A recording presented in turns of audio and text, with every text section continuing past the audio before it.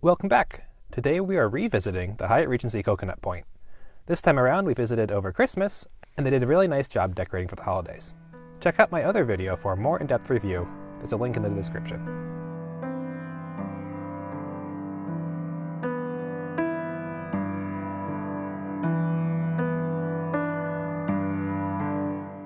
As a Hyatt globalist, I used one of my suite upgrade awards. However, due to a mistake on Hyatt's booking system, the standard suite was not actually available, and instead, after some frantic typing on a keyboard, they were able to get us a slightly smaller suite, the 1 king bedroom bay view family suite with Sofabed. Let's check it out. Starting off in the entryway, to the right is where the adjoining 2 queen room would be.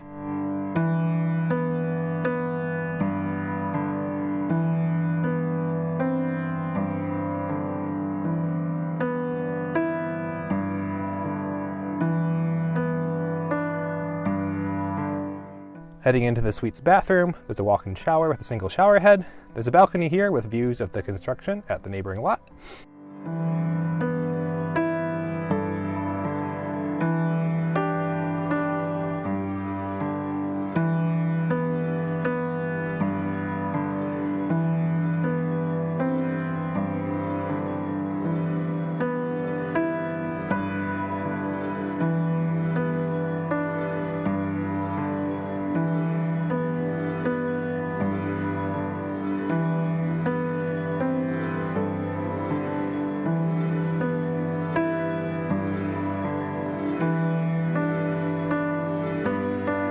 Heading to the living area, there's a small 4-seat table, a wet bar, and an espresso machine.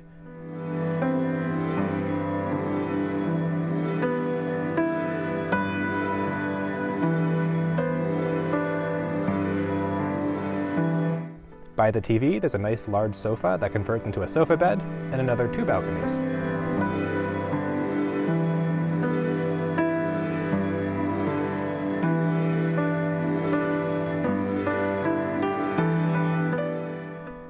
Over here is the door that leads to the 1 king bedroom, which is what we had access to this time.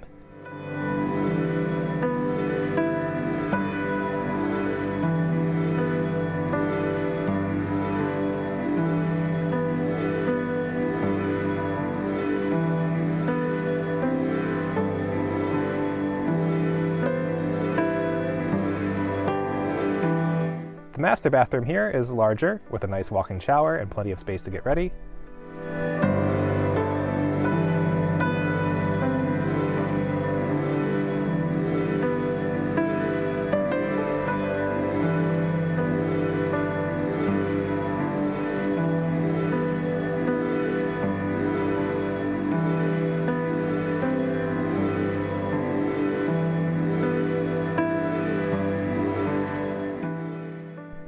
Heading over to the bedroom area, it's large and bright.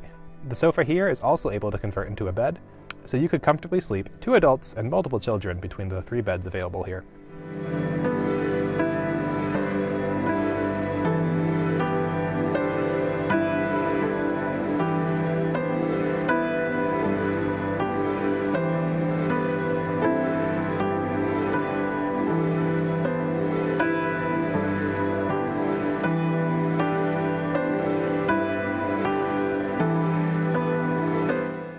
There's another balcony with amazing views of the pools and the bay.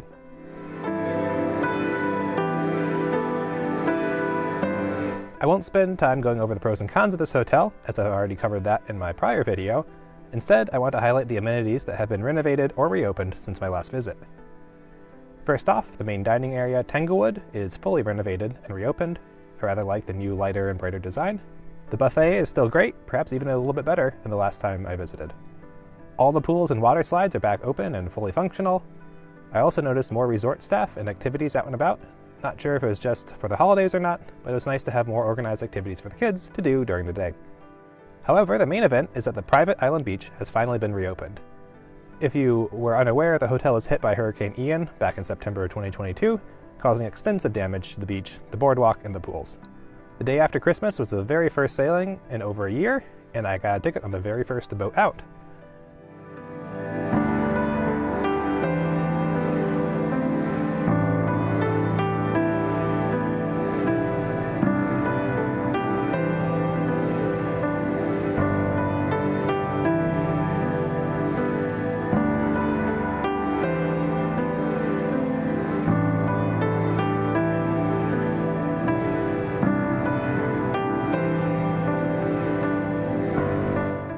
Things are still under construction by the docks and the beach, and we boarded a boat from the dock belonging to the Pelican Landing Condo Association, which also shares the facilities at the beach.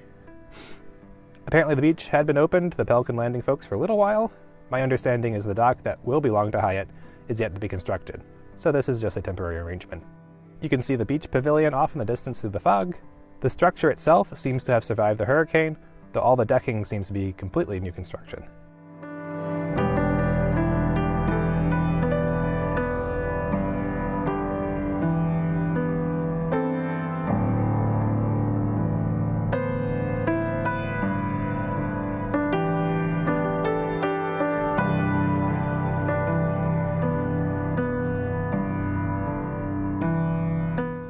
There's seemingly unending umbrellas and beach loungers available.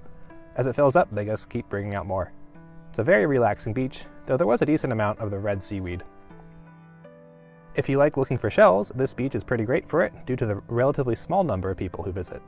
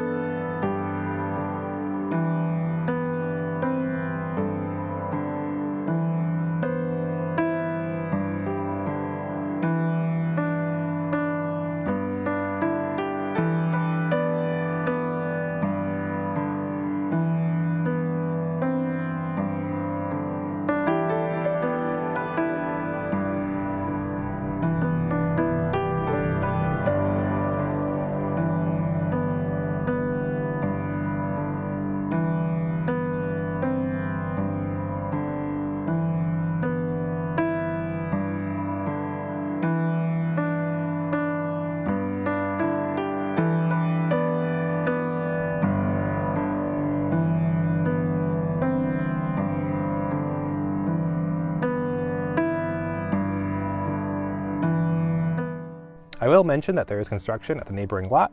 They are building a Ritz-Carlton residences. While I noticed no construction noise during our visit, this project is just getting started, so be aware of that. That's it for this time. I'm really excited that everything is back up and running here. The hotel is still a lovely location, great amenities, friendly staff, and easily my favorite Hyatt to visit with my family in the continental US.